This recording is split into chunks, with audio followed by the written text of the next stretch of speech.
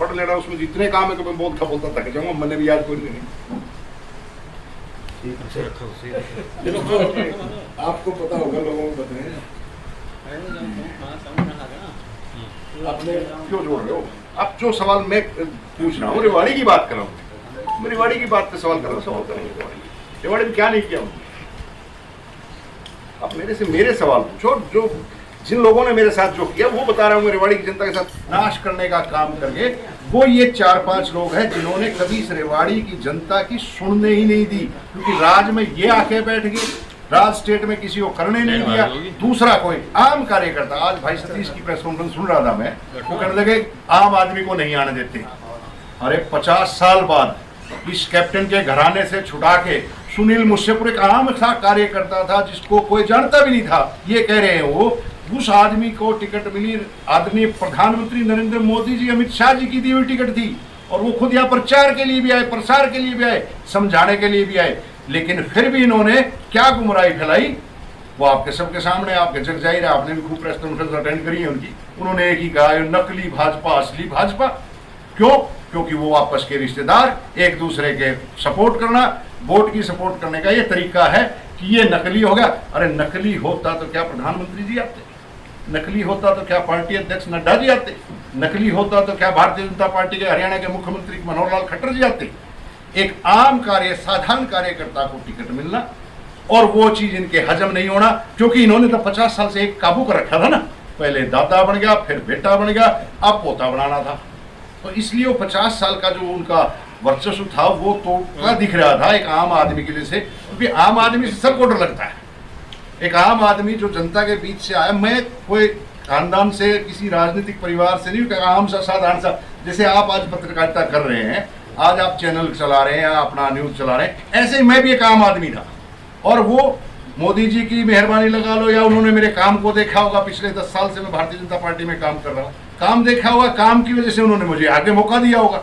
उस मौके को देने के बावजूद इनके हजम नहीं हुआ कि आम आदमी अगर आ गया तो तुम्हारा राज छिन जाएगा, इसलिए विरोध किया था इन्होंने मेरा। और सारे थे ये विरोध में, मैं ये नहीं कहूंगा कि एक आदमी था, ये सारे एकजुट हो गए थे, इसलिए कि कोई दूसरा आदमी ना आ जाए, फिर रेवाड़ी की सत्ता में तुम्हारा हिस्सेदारी खत्म हो जाए। और किसी तरह का जो भ्रम है लोगों में वो भी निकाल देना चाहिए कि सिर्फ 26% वोटों से राज करते आ रहे हैं पिछले 50 साल से। इसके लिए मैं जनता को यह आह्वान करूंगा कि आप जागो और इन वोट कटवाओं से, जो वोट कटवा नेता खड़े करते हैं, 5-5 4-4 खड़े कर देते हैं, इनसे संभल के चलो। आपका हितैषी ये हो नहीं सकते। मैं इन तीनों चारों की बात कर रहा हूं। आपके हितैषी इसलिए नहीं हो सकते कि एक दूसरे के साथ तो ये मिले हुए हैं, और एक दूसरे के साथ मिलकर कोई भी आदमी अगर शहर की विकास की या आगे की लड़ाई लड़ना चाहते हैं, शहर में अच्छा काम करना चाहते हैं, उनके खिलाफ खड़े होकर सारे डिवाइड करके वोटों का बंटवारा करके और हराने का, पता नहीं क्या क्या आप 2 दिन से आप लिख रहे हो। अगर आपका कोई सवाल हो तो उसमें पूछ लो, मैं बताता हूँ उसका जवाब भी। अच्छा बना हुआ है जी, शुरुआत हुई जयचंद शब्द से। यार आप शब्दों में मत जाओ, आप शब्दों में मत जाओ, भावना देखो कि किसने क्या क्या नहीं किया। तो वही 2019 के चुनाव में बटला जी आप बहुत अच्छे से जानते हो किसने क्या क्या वो किया। तो आपने बता दिया कि सारे मिले हुए हैं। मैं आपसे एक निवेदन कर रहा था कि आपने कहा कि सारे संगठित हो जाते हैं, इनको संगठित करने वाला कौन था और ये कितने आदमी है जो इनको संगठित करते हैं? ये सारे ही हैं, एक दूसरे के मिलाऊ हैं ये सारे। वो आपको समझ में आ जाती होगी, इतना तो आप भी कॉमन मैन हो, आपकी समझ, आम आदमी की समझ में आने लगी भाषा है कि ये क्यों, ये नेता कैसे बने।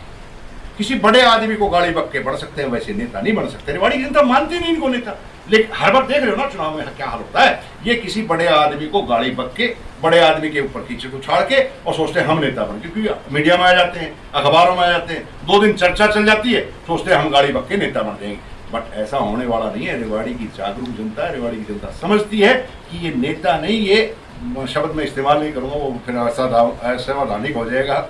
ये इस तरह के हैं कि इनका काम यही है, एक दूसरे को गाड़ी बकना और चुनाव के टाइम सारे इकट्ठे होकर एक दूसरे की ऐसी तैसी, क्योंकि रेवाड़ी का विकास नहीं चाहते। अगर विकास चाहते, मैंने 4 दिन 5 दिन पहले जो दिया उसका प्रोग्राम था उसमें बोला था कि सबको संगठित होके हम क्यों लड़ाई लड़ना चाहते हैं। 1957 में, 1857 में हमारे शहीदों ने, तुकाराम जी ने, शहीदों ने लड़ाई लड़ी अंग्रेजों के खिलाफ। हमने देश को आज़ाद करवाया। आज़ाद करने के बाद देश बना, प्रदेश बना।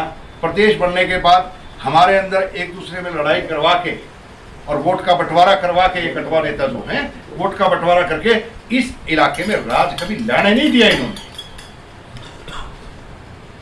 हमें संगठित होना होगा। हम संगठित नहीं होंगे तो हमारी पार्टी की विजय नहीं होगी। इसीलिए मेरा पहले भी ये कहना था, आज भी ये कहना है कि संगठित करने के लिए हमें एक दूसरे को संगठन में शामिल करके बड़ा दिल करके एक दूसरे का साथ देना पड़ेगा और इकट्ठे होकर लड़ाई लड़ेंगे तो राज यहीं आएगा, राज कहीं और नहीं जाएगा। तो हजारों तस्वीरें, सैकड़ों हजारों वीडियो आपको मिस्टर कापड़ीवास के लिए वोट मांगती हुई बाजार में मिल जाएंगी। और वो दिन था कि कापड़ीवास जी को हमने विधायक बनाया कि रेवाड़ी की दशा अब इस कैप्टन से छुड़वा के ठीक करेगा, और 5 साल वो भी अपने मौजली दोनों मिलकर वही उनकी चुगल जैसी चलती थी वैसे ही चला के 5 साल अपना टाइम पूरा कर गया।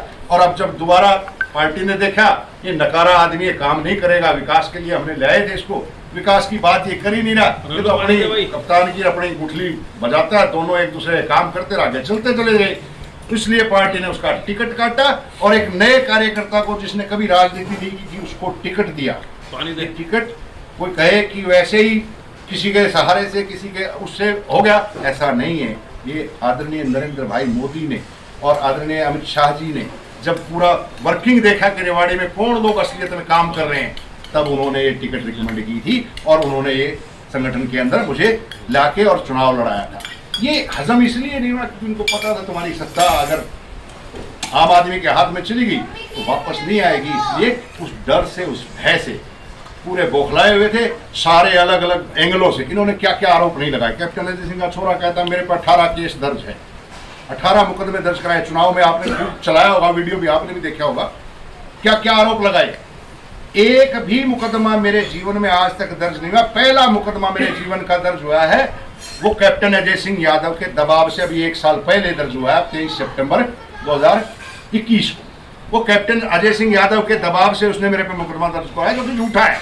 और आने वाले 2 साल में अभी तो पहला मुकदमा दर्ज हुआ है, जो 18 मुकदमे पिछले सरकार में गाया करता, चुनाव में मेरे में दुष्प्रचार जो करा करता, उसके खिलाफ एक मुकदमा पहली बार दर्ज करा पाया। और अभी आने वाले 2 साल में और 10-20 मुकदमे जैसे 420, 120, 120B और क्या क्या होते आरोप जो लगते हैं, छेड़खानी के, पैसा खाने के, डकैती डालने के, जो भी लगा सकता है वो पूरी कोशिश करेगा। ये सारे मिलकर इस बार फिर घेरने की कोशिश करेंगे क्योंकि उनको पता है कि रेवाड़ी की जनता अब सीख चुकी है उनसे।